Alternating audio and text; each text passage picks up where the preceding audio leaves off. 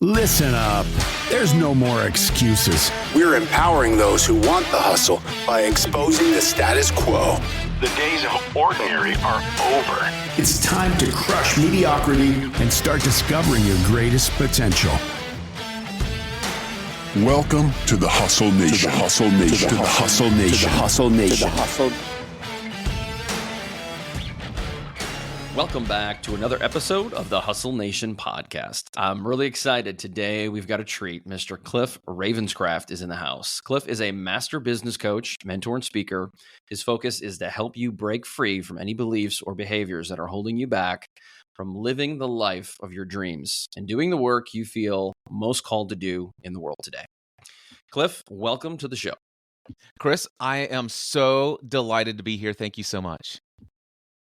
My pleasure. So as we were talking before we started recording, I had come across you probably, I'm going to say 10 to 15 years ago. And it was at a time where I was thinking about creating a podcast, and I Googled some things and I came up with the Podcast Answerman. And in my eyes, you've always been the OG of podcasting. I mean, you were doing it before it was cool, before it was a trend. I mean, there wasn't a lot of competition back then. And because of you, I started my first podcast. It's long since been retired, but I've been turned on to many other great entrepreneurs like Pat Flynn because of you. And I think it's definitely sparked my entrepreneurial career. So thank you. Oh, that's awesome. I love hearing that. It's one of my favorite things about what I do is to have that early inspiration, part of people's stories about what's possible. So thanks for letting me know. Yeah, I mean, it's. I think it's important to convey that. But where I want to start the conversation today is your journey. Now, I've been following you for a long time, so I know a lot about it. A lot less, maybe in the last 7-8 years. But tell our listeners where you are now and a little bit more about the journey you've been on. So you want me to start with where I am now? However you want to answer it, Cliff. All right. Well, I'll start with where I am now. So where I am now in my entrepreneurial journey is I am absolutely only ever doing work that lights me up. I only work with people who absolutely light me up. And I work no more than 15 to 20 hours a week and average about $20,000 to $30,000 a month minimum, and can hit anywhere to 50 to 60, sometimes even upwards to $80,000 in a single month. And I am a team of one. There is nobody else helping me do anything outside of right here behind this desk. So that's where I am now. Let's talk about the journey. Awesome. You've been on this podcasting journey for a long time. I have been on this podcasting journey for a long time. So let me just give you some brief highlights, and then we'll go into as much depth in any area that you desire. So let me just say this: before December 16th, 2005, barely anybody on the planet outside of Northern Kentucky ever really knew who I was. I was working for my mom and dad's insurance agency that was started by my grandfather in 1937, and I was next in line to take over the insurance agency. I was incredibly successful as an insurance agent selling auto, home, life, health, and business. And quite frankly, financially, I was doing better than practically anybody I ever went to high school with. So it seemed like my life was on this perfect trajectory of professional insurance agent guy. However, I've always been a tech geek, and a little side thing is I was involved in ministry from the time I was 18 all the way up until 2011. So there's always been a ministry side of who I am and what I do. And for the longest time, working in my family's insurance agency, I thought of my time there as like that was maybe my greatest ministry in the world. Where originally when I started working for my mom and dad, I thought I'd be a pastor full time one day. Regardless of how little money I would make, this is what I want to do with my life. I want to be of service to people. But then I realized how I was being of service to people in insurance. I mean, oftentimes being sometimes the first person somebody called after their child was just killed in a car accident, selling somebody life insurance, swearing up and down they don't need it, and then 7 years later delivering a check for $1 million to their wife, and if it wasn't for that conversation. So I was being of service, and I thought, this is my ministry and my work in the world. I will always be an insurance agent.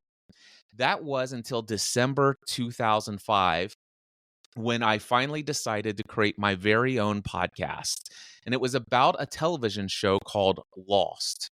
And my That's wife right. and I decided to sit down and just talk about this. This is just a pure hobby. I'm thinking nobody's ever going to listen to us talk about Lost. There were already 5 podcasts about the television show Lost, even though it was 2005, early days. Almost nobody except for extreme tech geeks knew what a podcast was. But there were already 5. And so here I come along, Lost podcast number 6. I didn't even call it in the first episode the Weekly Lost Podcast or a Lost Podcast. I called it Generally Speaking. Welcome to the Generally Speaking podcast. My name's Cliff Ravenscraft. I don't think anybody's ever going to listen to this show, and that's why it's called Generally Speaking. There are 3 main topics that I'm passionate about. One is the television show Lost, one is faith, and the other one is technology. The thing is there's already 5 podcasts on the television show Lost. Almost every podcast in existence is about technology. And when it comes to faith, even the Christian radio broadcasters have podcasts today. So you probably don't care about me talking about any of these. So I'm just going to generally speak about each of these topics that I'm passionate about. And so I said, now that I've gotten that out of the way, my first episode is going to be devoted to the TV show Lost. And I started talking about what I thought about the show Lost.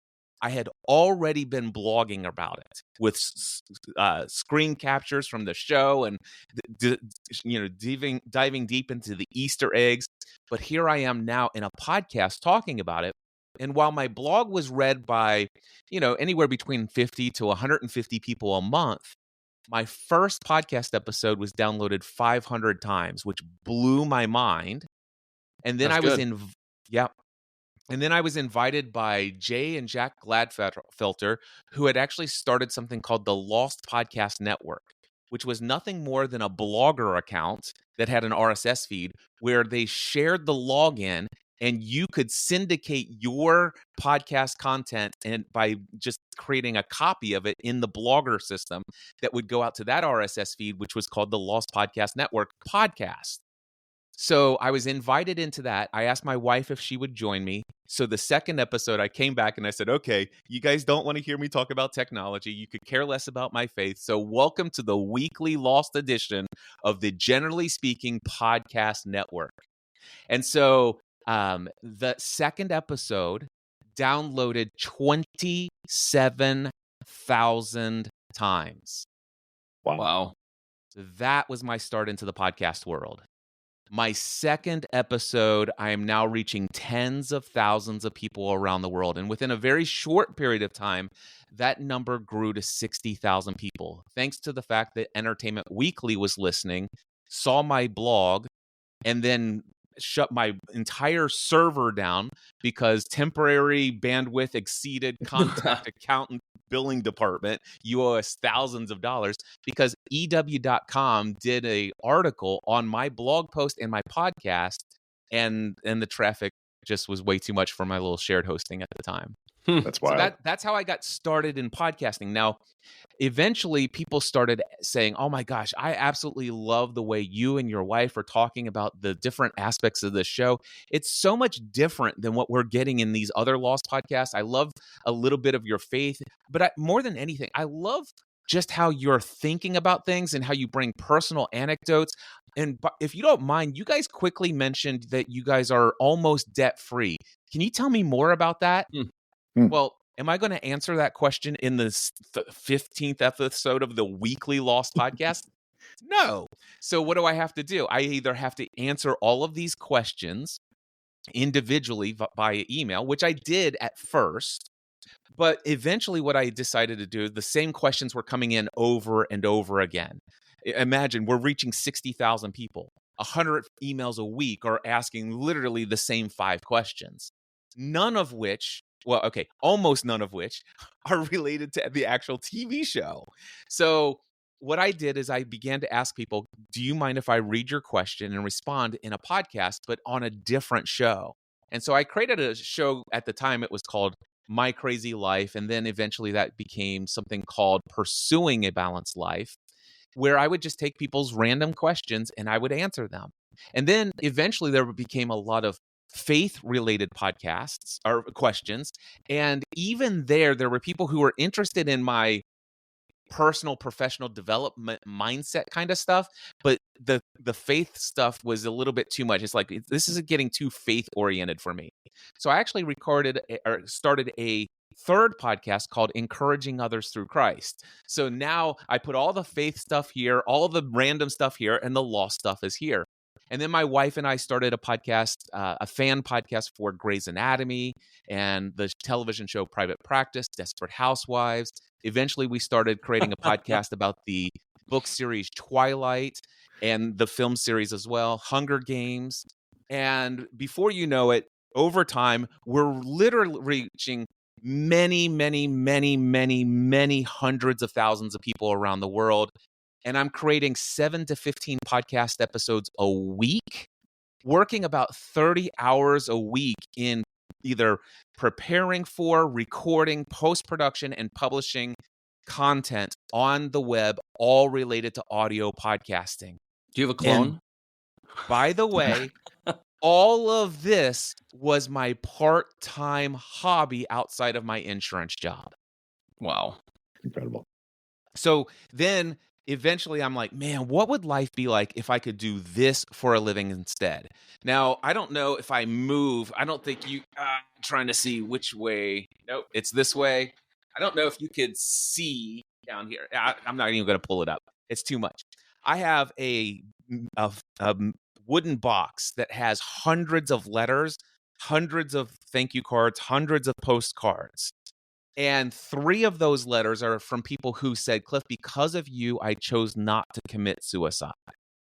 Now, think about the fact that here I am coming from the time I was 18, always wanted to have some sort of ministry style impact of service to others and encouraging and equipping others.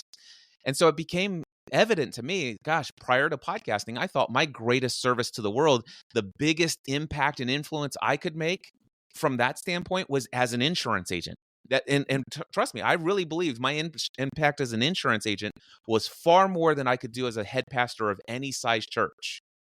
But then all of a sudden, what I was doing through podcasting, I'm like, what would life be like if I could do this for a living instead?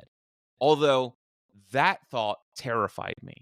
That thought I felt guilty about. That thought I was ashamed of. Who am I to think about doing my hobby as a career when I have this absolutely prosperous, profitable career as an insurance agent?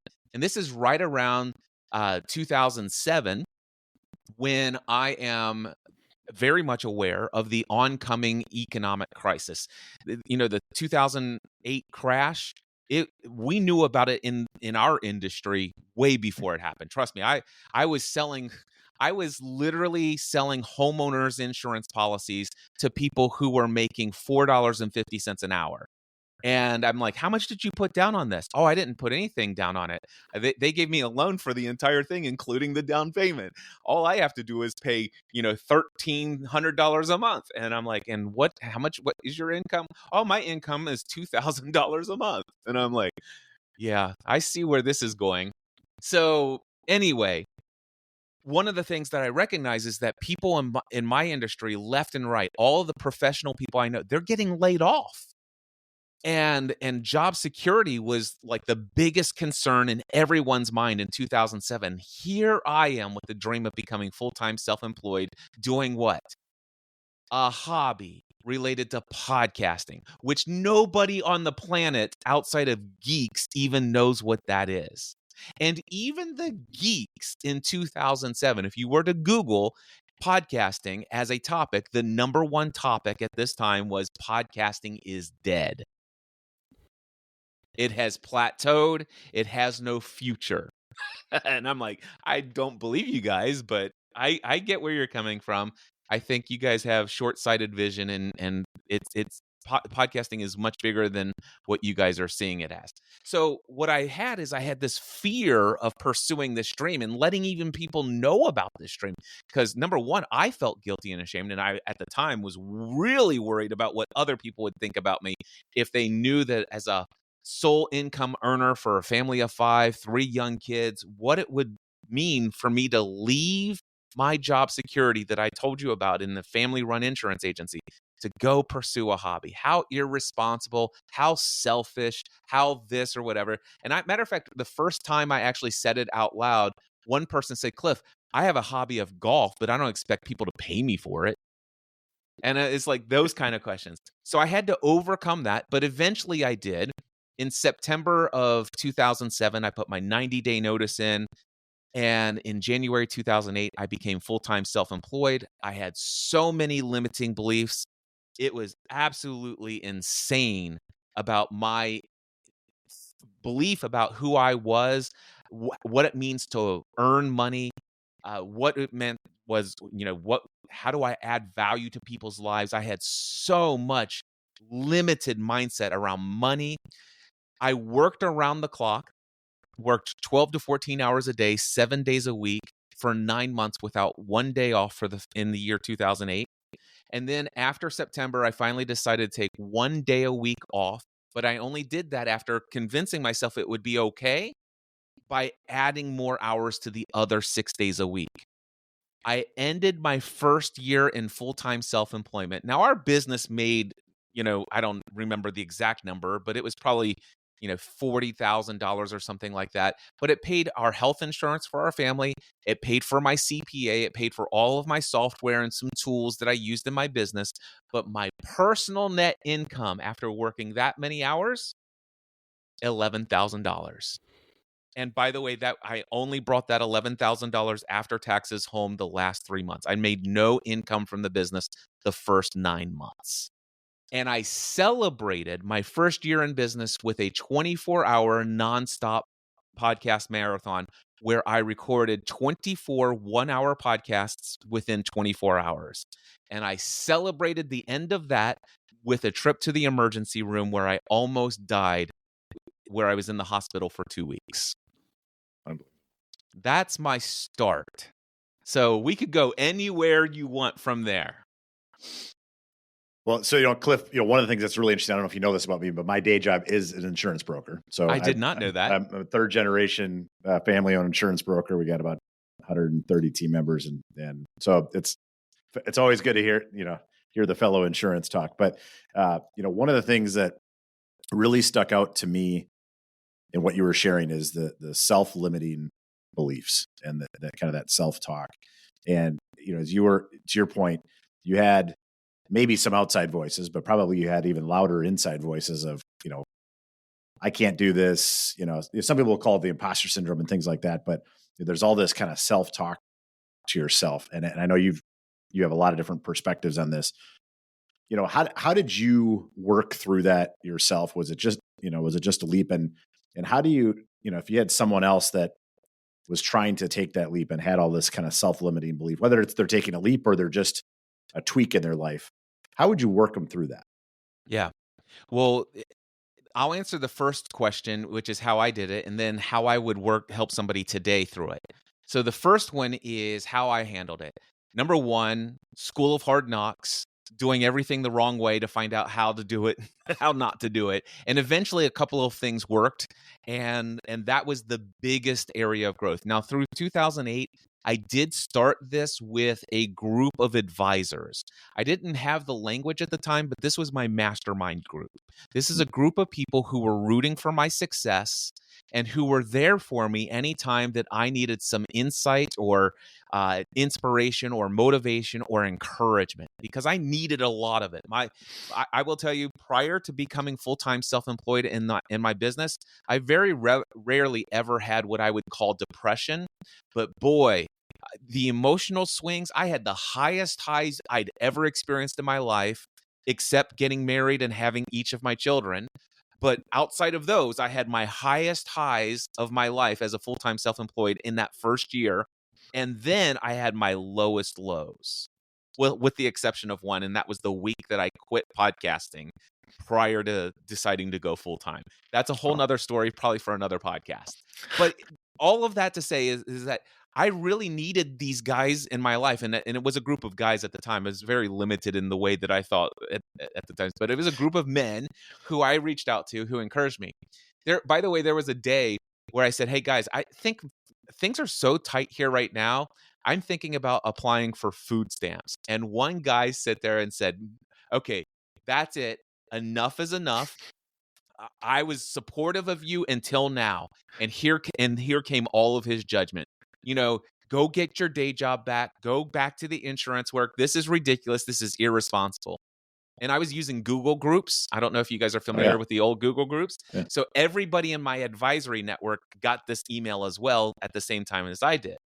And then every other person in the group responded with one thing: kick that guy out, remove him from your group. And I did. And by the way, I actually signed up for food stamps. That's literally how we put food on the table for several months in our business, because when I was operating this business. And to say it out loud now is not a big deal, because I've very much expanded my mindset, my consciousness, and my level of consciousness in the world. I don't have any guilt or shame about any of this stuff then. But back then, that was the most shameful thing for me to experience. And I never let anybody really know that, that this is how challenging it got. But today I say it just because I want people to know, if you're going through some difficult challenges, going out there trying to create what you feel most called to do in this world, hey, it can get pretty challenging. And so it did for me. So one of the ways I got through it was that group of people. And trust me, I leaned heavily into that. I also had a close personal friend who had always been an entrepreneur. And he was a constant guide and support and encouragement to me. His name is Mark Tafoya from New York City. And so I don't know that I would have made it without those two elements. But what really changed for me was after I got out of the hospital. And then I was going through this, recovery kind of situation where I'm trying to regain my health. And I began to read personal development books, self-help books. Now, when I say that I began to read them, I should tell you that I came from a very fundamentalist, evangelical Christian background that warned against such materials. Now, I've since evolved in my belief system around faith and everything else as well. We don't need to go into that today unless that's something of interest. But anyway, what I will say, though, is that in spite of the fact that I felt a little guilt about reading Think and Grow Rich and him talking about universal consciousness and everything is vibration and all this other stuff, the reality is I have just been in contact with far too many people who are succeeding in life who credit Think and Grow Rich as one of the go-to books that has transformed their life. So I said, why not read it? And then that led me down a path of reading a lot of other personal development books, like 48 Days to the Work You Love by my friend Dan Miller. And that led me to another book, 4 Hour Work Week. And then as I went along, it's like, oh my gosh, these books are transforming what I believe about life. Everything I thought to be true is not true. It's just a thought that I felt certain was true. And I learned that beliefs can change. And so eventually, inspired by the book, the Think and Grow Rich, the chapter on mastermind groups, in 2009, it was, I think, September 2009, this guy named Pat Flynn came to me. At the time, he had a pretty popular blog, but he wanted to launch a podcast and hadn't got around to it. He'd been wanting to do it for a year and a half. So he finally came and hired me. He says, Cliff, I'd like to hire you to coach me through my limiting beliefs about putting a podcast out into the world. And I did. And in a single conversation, instantly changed the way he thought about podcasting. And he finally published his first episode. And then after a couple of more sessions with him, I said, hey, have you ever heard of the mastermind principle? He says, yeah, I'm like really digging what I'm learning about the mastermind principle. I said, would you like to start a mastermind group? And so in October 2010, we started our very first, actually, I just told you that was all 2009. So the 2009 was the year of the personal development, self-help stuff. Working with Pat was September 2010. And then in October 2010, Pat and I started what is today known as the Green Room Mastermind. And eventually that grew to 6 people. We've been meeting together once a week, every week for 1 hour on Wednesday mornings for more than a decade. That Oh. right there, that one thing is the biggest thing that has transformed my experience of life. There's a guy named Jim Rohn who is very popular for saying, you are the average of the 5 people you spend the most time with. Yep. Tony Robbins, who was a student of Jim Rohn and worked for Jim Rohn before Tony Robbins became Tony Robbins. And Tony Robbins says it this way. He says, your life, or the quality of your life, is the direct reflection of the expectations of your peer group.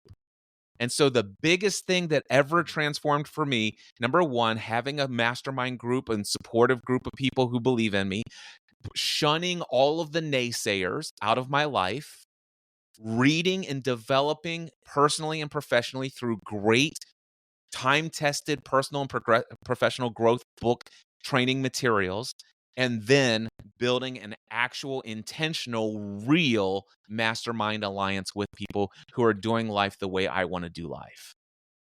Cliff, let's rewind a little bit and talk about some of the small victories. You mentioned that after the first year of business, when you were out on your own, you had $11,000 in personal income. After that, what were some of the small victories? What were some of the things that helped you propel to the next level to make that income? Now, we're both entrepreneurs. Thankfully, we're in a point in our life where we are successful. We don't have to rely on our podcast, but we've been doing this for a little over 12 months. And I know there are a lot of people listening to this who are either thinking about starting a podcast or might be in a similar boat. What is that next step? What are some of those small victories that you saw that maybe even you're coaching some of your clients to do next? Well, there's the question of what are some of the small victories, and a story immediately came to mind, and I'll just limit to one out of the 50 or 60 along the way. But then you did introduce something else in your question. It's like, there are those who are starting a podcast, and what would you say? What might I say to them? And they're slightly different. So first, let me answer the first question. And I don't know that I ever got back to the second part, which is what would I recommend for people today, other than surround yourself with amazing people that believe in you, shun the non-believers, and read lots of personal and professional development material with an open mind. Be willing to be wrong about what you concluded about the world before reading it, and upgrade your peer group to people who are doing life the way you most want to do life. So there's that one. Now to answer this question, Chris. All right. So a story. Here's what I was doing back in the day. If you would have Google searched podcast equipment, I was the number one podcast search or Google search result in the world. That's how I found you. And it said podcast equipment consultation, a podcast consultant you can call right now. And inside of the search result was my cell phone number. Free equipment consultation. My phone rang around the clock. And I would just pick it up and I'd say, yes, free equipment consultation. Tell me about your podcast. What do you want to do? What are your current, what's your budget? I can create a custom solution for you. By the way, this is a free consultation. There's no expectation that you buy from me. After we get finished with this call, I'm going to send you an email with a link to with affiliate links to everything that's available here. Now, you don't have to buy through my links, but I just want to let you know I'll earn a commission if you do. Now, if you want, I'm an official reseller of all of this equipment. So if you'd like, you could just save some time. I'll send you an invoice for the entire package. It's the same as what you'd pay in those other places, but it's in one box, and I will ship it all to you, and I will give you a custom diagram if you buy from me. But there's no expectation. I'm still going to send this to you. I'm just here to serve. So that's how I was doing. That's why I was working around the clock. Now, as a result of doing this, I was making somewhere between $3,000 to $5,000 a month.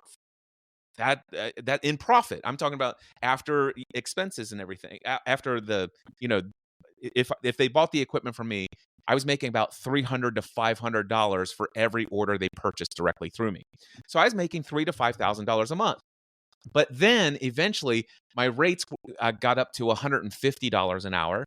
And I was a guest on Dan Miller's podcast. You may remember that name. I told you one of the earlier books that I had read that changed my life was 48 Days to the Work You Love by Dan Miller. I had set it as a goal to meet this guy And that was manifested and became reality within days of me setting it as a goal and telling my audience. He became a guest. He says, Cliff, I'd love to have you set up a studio in my home. I went and did that. And because of that, this guy who's sold millions of copies of his book and has a massive audience, is now telling everybody about me. So here I am doing equipment consultations, making $3,000 to $5,000 a month for the last 18 months consistently. I know this income will come in. This is how I know I can generate income. I'm not yet convinced people are going to consistently line up to pay me $150 an hour for my coaching at the time. So because I had that limiting belief, I was putting those people on a waiting list. It's like, listen, guys, I'm so busy right now with how I'm doing. Yes, you can hire me. I'm $150 an hour. And I had a 6-week waiting list. I would allow myself to do 4 to 6 one-on-one consultations at $150 an hour, but I couldn't allow myself to let that take away my availability to do these free equipment consultations. All right. So get this. I have this podcast called Pursuing a Balanced Life. It's like an audio journal. And so I'm sitting there telling this story, just like I told it to you.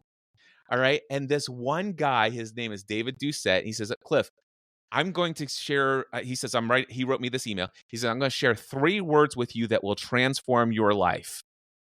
Stop selling equipment. Those 3 words. He goes, Cliff, get out a calculator and confirm everything I'm about ready to tell you. You've given so much transparent behind the scenes detail in your podcast episode. You're making $3,000 to $5,000 a month. You're working this number of hours. You've got 6 weeks worth of people on a waiting list to pay you $150 an hour. Because of the way you're structuring your equipment consultations, blah, blah, blah. Do you know that you are averaging $22.50 an hour selling equipment and putting off a line of people who are willing to pay you $150 an hour? Stop selling equipment. And so for 3 months, I stopped selling any equipment. And I immediately just only allowed myself, and people would call me. It's like, you have free consultations. I don't have free consultations anymore. I am available, however, for $150 an hour. In 1 hour, I will give you everything you need, and I will send you a diagram. It doesn't matter to me if you buy it. I don't sell insurance, so you have to buy through my affiliate links. I don't sell insurance. I don't sell podcast equipment, and I don't sell insurance. So anyway, so that happened, and my income tripled. Like literally within the next month, my income tripled.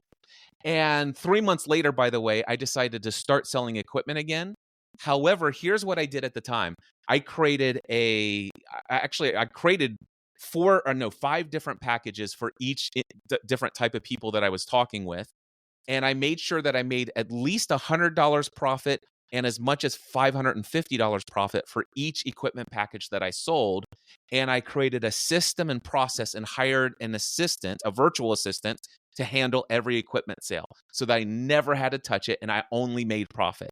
And so as I was doing equipment consultations, I said, here are 5 different packages. Which of these do you want? Boom, off all of the tutorials. So here I am. The $150 is like this is easy.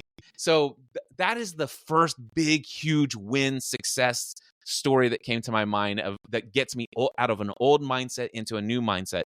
But let me just say, where was the limiting belief? It's not that I didn't do the math and I didn't understand.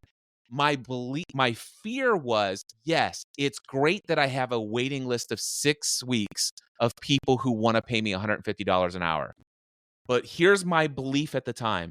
This only came because Dan Miller's talking about me in his podcast. And eventually that's going to fall away into the archives. And I can't rely on Dan Miller continually sending me this amount of people. Eventually it's going to dry up. And that's why I need to hold on. It's safer if I hold on to this lower ticket item stuff that I'm doing, because at least I know it works. And boy, is that wrong. And boy, is that a limiting belief. But it is what was holding me back.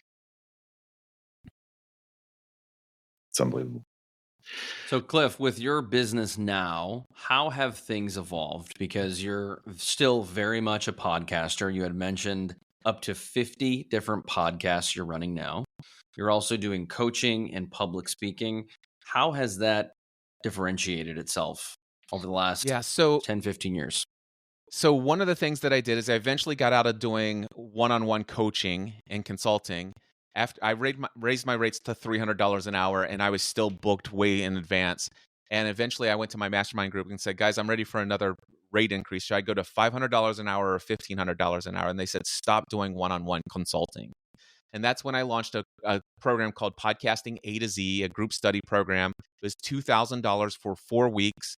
You go through and watch all of my tutorials, and every question you ask for 4 weeks, I will answer it.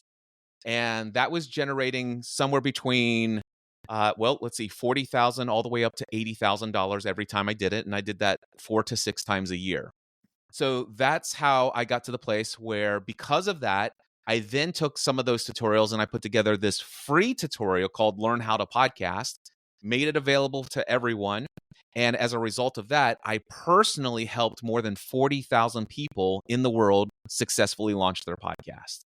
Now, after a decade of that, I became so mind-numbingly bored about how to answer the question of how do I get this buzzing noise out of the audio of my podcast, and why is it that I published my podcast episode to my podcast feed and it's been 23 minutes and iTunes isn't listing it yet, that I'm like, do you guys remember why I left insurance? Was it so I could make lots of money answering mind-numbingly boring questions? Yeah. No, because if I wanted to answer mind-numbingly, I could have stayed in insurance and spent a majority of my days faxing proof of insurance cards to people who refuse to take them with them to the courthouse. All right. So, no, this is not what I want. I want to have conversations that educate, entertain, equip, encourage, motivate, inspire, change in people's lives.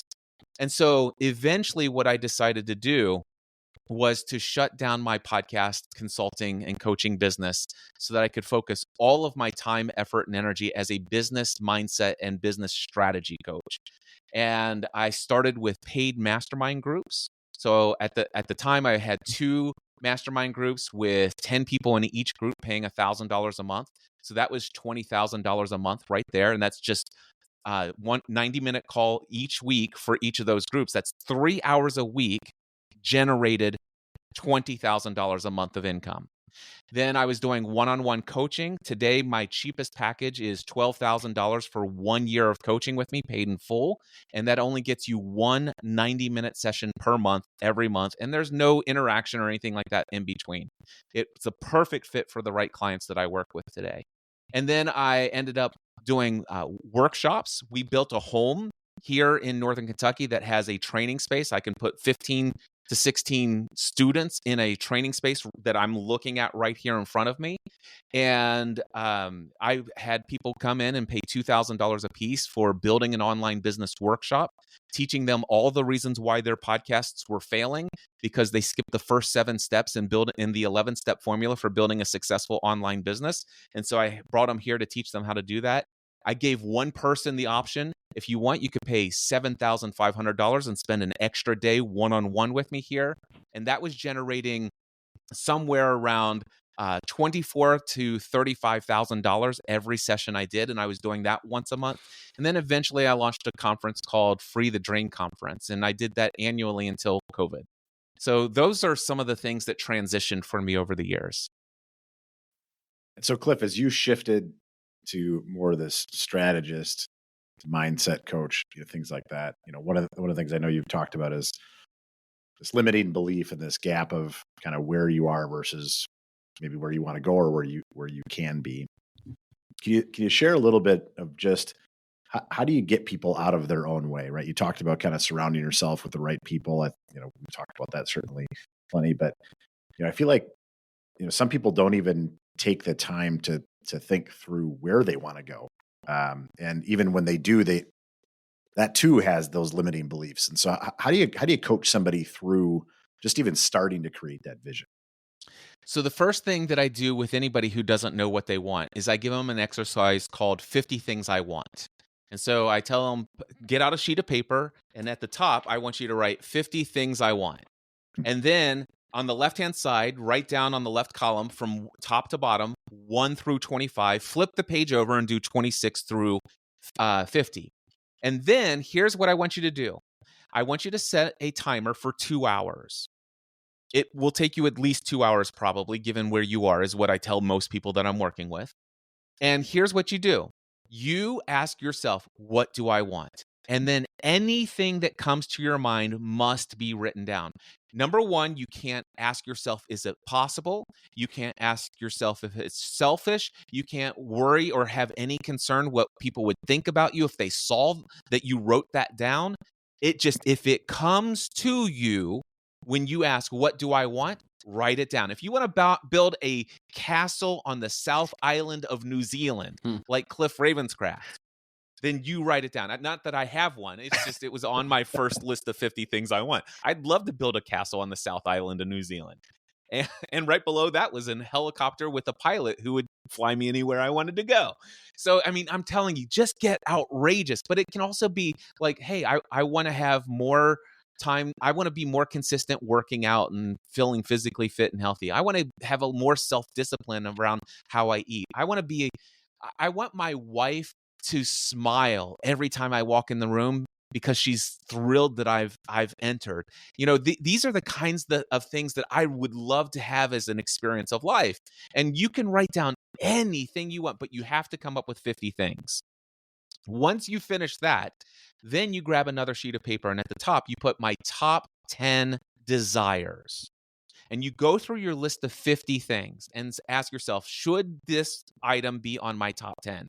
And as each item is a yes, then put it on your top 10 desires.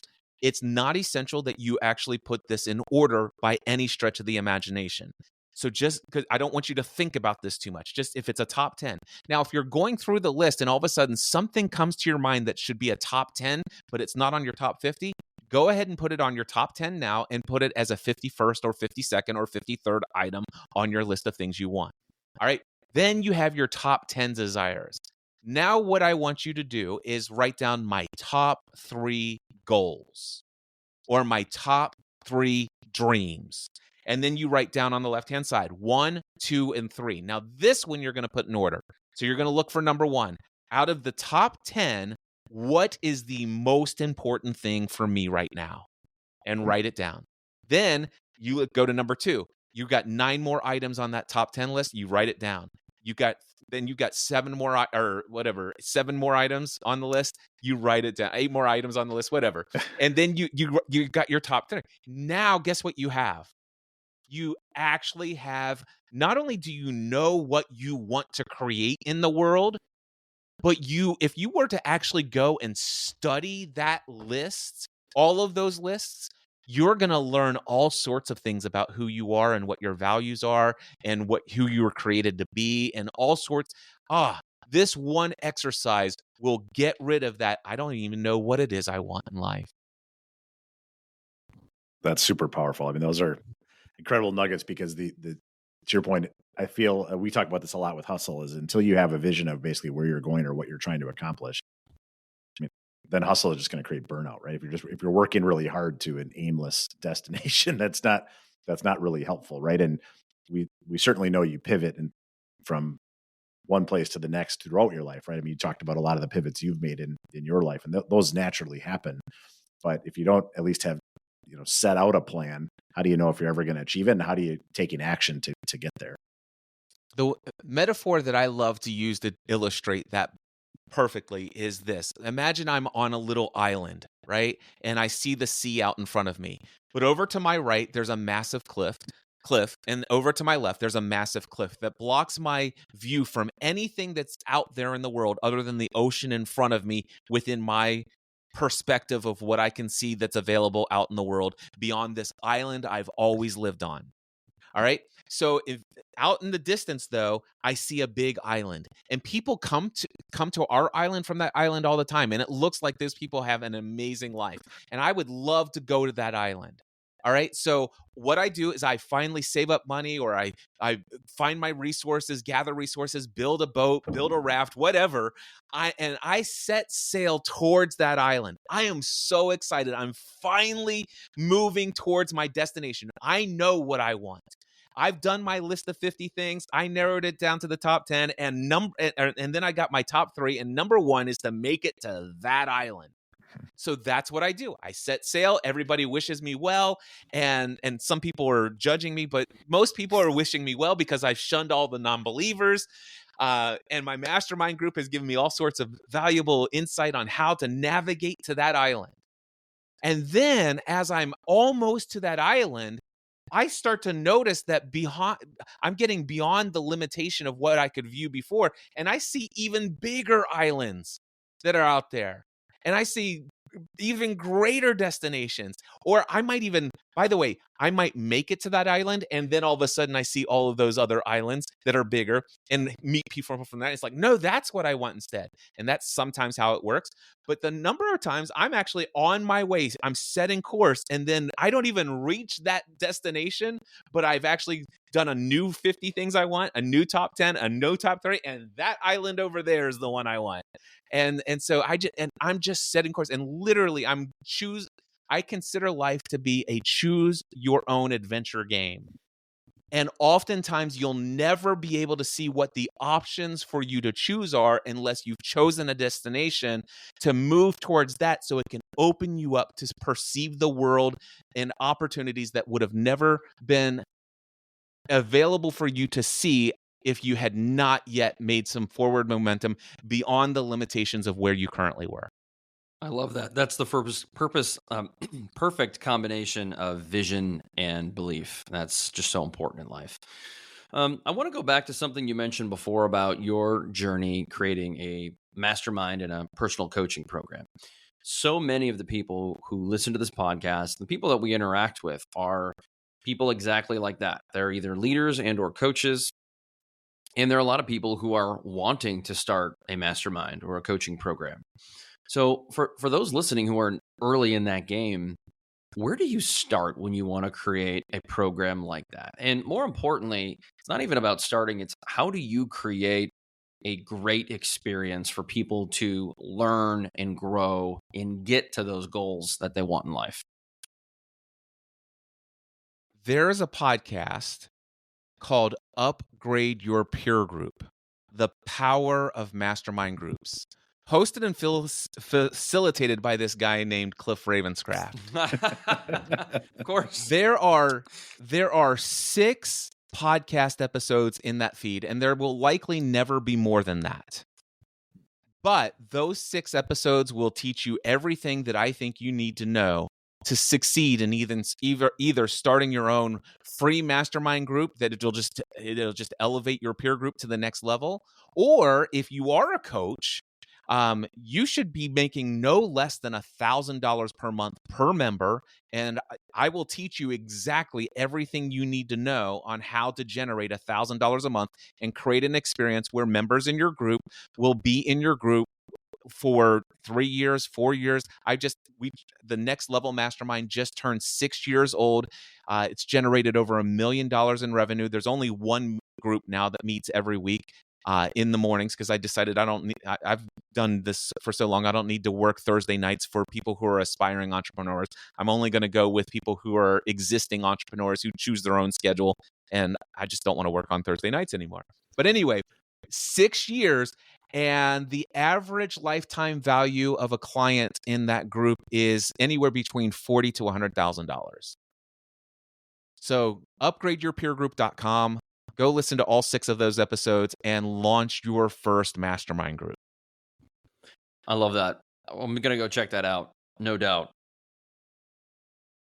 Awesome. I love it. So Cliff, when you talk about masterminds and you are who you surround yourself with and your peers and things like that, I think one of the things that I've seen sometimes with human behavior is some of those groups, they don't challenge each other enough. The people in those groups, it's more about being nice. They'll push a little bit, but they don't really walk through somebody's front door and call out. Like it sounds like in some cases that's what you gained a lot of growth from. If somebody is whether it's a formal mastermind group or it's just, and to your point, a group of peers that they pull together, how do you encourage them to challenge each other and to push each other and hold each other accountable? Well, number one, you would want to set the standard of that being your desire going into it. So it sounds to me like that would be an incredibly vital part of what you want to experience in a mastermind group. And if you are going to be the leader slash facilitator of that said mastermind group, then you set the standard. You say, hey, listen, I want to invite you in, but I just want to let you know that everything we do, we have a hot seat, and it's called a hot seat for a reason, because we are high flame. You know, if you are not open to some open criticism of the way that you're currently thinking or feeling, it's not that we're right and you're wrong, but if we have a different perception or perspective than you have, we're going to share it, and we're going to share it with passion because of our love for you and what we think is possible for you.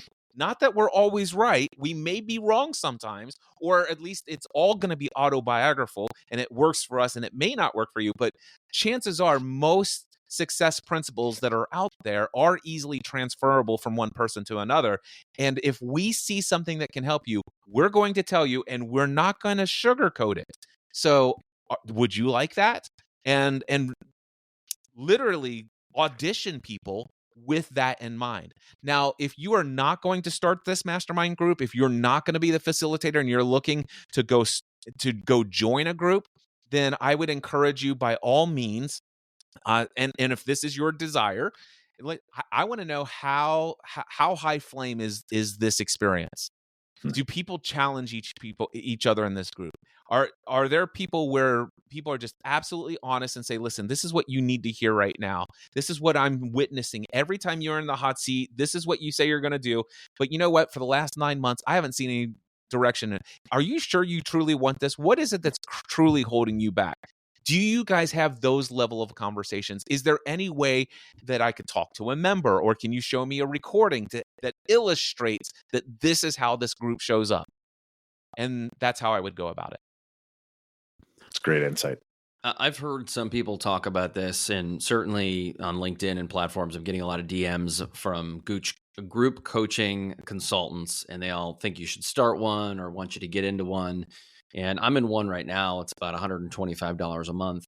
And it turns out to be more of a networking group.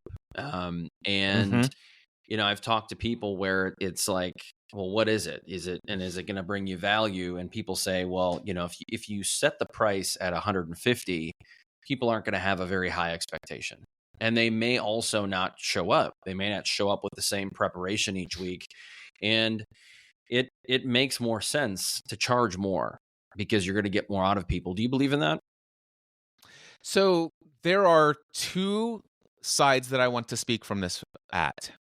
So yes, is the short answer. Yes, the more you charge, the higher the commitment level from everybody in your group. That's why I suggest no less than $1,000 a month. And that's the minimum I would charge. Now, do some of my people struggle with their beliefs about their worth and stuff like that, and they start at $500 a month? Yes, some of my coaching clients who are coaches start at $500 a month. They all upgrade to $1,000 after their first year of doing their mastermind group. Every one of them. Nobody's never not upgraded to at least 1,000. It's like, oh my gosh, I wish I would have listened to you. Yeah, but I understand you did the best you could with the belief system you were working with at the time. So, but yes, there's no doubt. You could not pay me to be in a group of people who are to be in a weekly mastermind group with people who are paying $125 a month to be in that group. It would be a complete waste of my time just by the price tag alone. I've learned enough about this principle, this philosophy, that when I go to a conference, if I go to a conference for whatever, and it's all full-time self-employed entrepreneurial type people. If I'm going to go to a conference and there are 2 or 3 ticket options, let's just say there's 2 ticket options. One ticket option, $499, standard ticket. All right. And then there's the VIP option, $24.99. Guess which ticket I'm buying? I would never go to that conference with a $500 ticket. I want a $2,500 ticket because that $2,500 ticket is going to allow me to spend most of my time in all of the private lunches, the dinners, and the networking parties with other people who are willing to invest in that conference at the $2,500 level. I do not need to be networking with people who aren't willing to invest at that higher level. So yes, pricing is everything. Now, with that being said, I'm in a green room mastermind that I have been facilitating since October 2010. I started this group with Pat Flynn, and that group also has Michael Stelzner from Social Media Examiner, Social Media Marketing World, Ray Edwards, professional copywriter, Mark Mason, Leslie Samuel. So there's these 6 of us. Not a single, none of us pay a penny to be in this group. So in essence, that's free, right? So isn't that completely antithetical to everything you just said? No. I want you to think about who I just spoke. If you know any of those names, and I know a lot of people who are listening to this content or watching this content know some of those names. I will tell you right now, every single one of them, we meet for 1 hour once a week, every week. There ain't nobody in this group where an hour of their time is worth less than $1,000. So they're paying $4,000 to $10,000 a month to be in this group because they are there once a week, every week, without fail. Yeah. And they want to be around those people because those people can add a lot of value to their life. Yeah. That makes so much sense. Yes. And just so we're clear, so the Green Room Mastermind is my personal mastermind group that I've been doing since October 2010. That's Pat Flynn, Michael Stelzner, Ray Edwards, Mark Mason, and Leslie Samuel. So that's my private group. By the way, there's no place you can apply for that. We are set for the rest of our lives. But the Next Level Mastermind is my paid mastermind group, which is for full-time self-employed business owners. And you can learn more about that at nextlevelmastermind.info, or you'll hear all about it in every episode of Upgrade Your Peer Group podcast about the power of mastermind groups over at upgradeyourpeergroup.com. How much is that one? I hesitate to say because the price fluctuates depending on the number of people in the group. Got it. But let's just say that nobody's ever going to get in for less than $12,000 a year, and it could be up to $50,000. I mean, $12,000 seems pretty reasonable based on everything I've heard recently about masterminds. Cliff, I want to follow up with one last question for you. So you do a lot of things. You've got a lot of podcasts. You've got a ton of background and knowledge in business. What is one piece of advice you want to leave our listeners with? Oh, I love this. Real quickly, I do want to state, because there's something that came out in our entire conversation that I want to clarify. I do have 50 podcasts with over 4,700 podcast episodes, but I am not actively producing 50 podcasts. I actively produce somewhere between 3 to 5 podcasts. Only one gets an episode every single week, and there's about 2 others that get episodes every now and then. So I just want to say that for the record, because earlier in our conversation, there was this like, Cliff's doing 50 shows and actively producing them. So, but now to answer your question, piece of advice.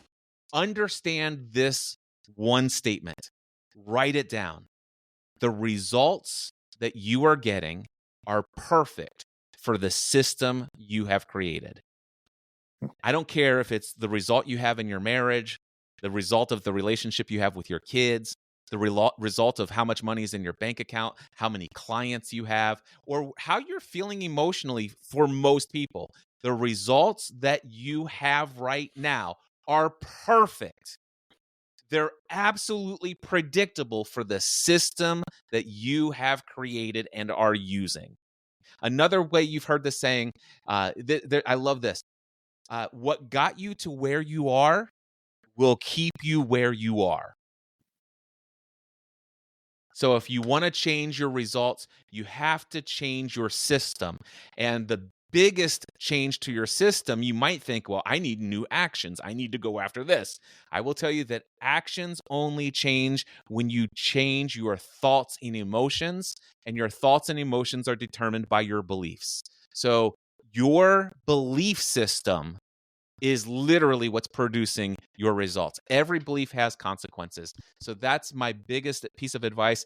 And if this is all new information, and if you think that what you believe is to be true, or what you believe is true, I tell you right now, a belief is nothing more than a thought that you feel certain is true. And every belief you have creates a result. Every belief has consequences.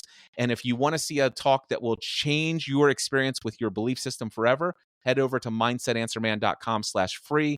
1 hour opening keynote to my Free the Dream conference called All Beliefs Have Consequences. mindsetanswerman.com/free. I'm guessing that Great stuff. cuts deep for a lot of our listeners out there. I'm a big on mindset. I know That cuts Justin deep is for too. us. What are you talking about, Chris? Yeah, well, I mean, I didn't want to have to admit that, but yes, very true. Cliff, before we let you go, throw a couple URLs out there where people can find you and connect with you online. Sure. So you're obviously checking out a podcast here. My audio podcast is the Cliff Ravenscraft Show. That's my main show. So just go to cliffravenscraftshow.com or look up Cliff Ravenscraft in your favorite podcast directory. Of course, check out my website, cliffravenscraft.com, for some of the other products and services that I have. If you haven't done so already, upgrade your peergroup.com. Listen to those 6 episodes about mastermind groups. It will change your life forever. And if you want something for free on top of that, go to mindsetanswerman.com/free and watch my opening keynote address to the Free the Dream conference called All Beliefs Have Consequences. 60 minutes in your life will never be the same again. Cliff, that was amazing. Thank you. We've had some big names on the show before, but if you just type in Cliff Ravenscraft, you're probably the easiest person to find based on all the content you have on the internet. All right, for all you listeners out there, thank you so much for tuning in to another episode. Until next time, peace. Thank you for being part of the Hustle Nation. If you're serious about raising the bar in your personal and professional life and willing to go all in on your success, head over to hustleleaders.com. Here you can get access to our Hustle Productivity ebook, attend our Hustle Masterclass, or challenge yourself to the 30-day Hustle Challenge. Pairing these tools and training with the Hustle Nation podcast will help you advance to a whole new level. Until next time, stay hungry and inspire those around you to hustle.